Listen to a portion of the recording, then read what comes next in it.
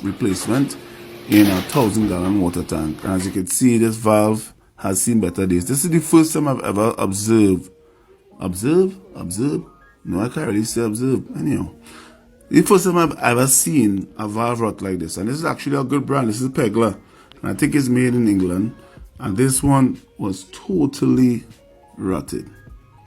To me, the internal components was good. The pistons, the bellow, even the ball, the plastic ball was in good condition.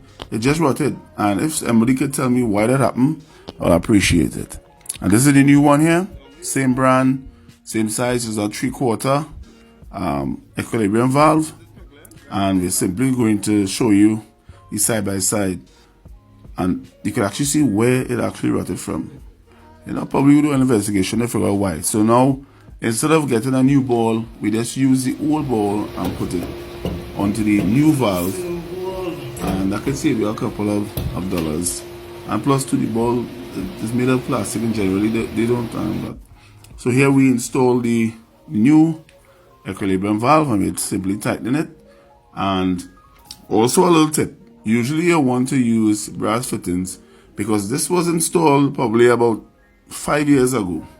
And if this was a metal fitting or a cast iron fitting, it would have rusted out. Because the one we had previously, it actually rusted so bad it fused into the threading and we had to cut the valve out.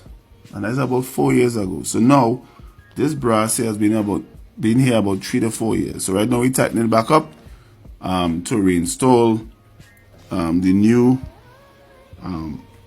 Pegler equilibrium valve.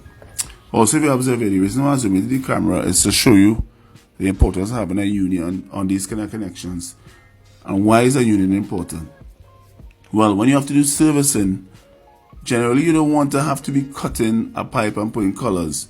So what you'll do, you will actually run the pipe in with a union in areas where you know you have to unscrew a pipe, and that way you can just unscrew the union and then you will have a lot of maneuverability when it comes to reinstalling the fitting. For example, as you can see here, the union is allowing us now to just simply screw back in the male adapter, the nipple, and it makes life easier.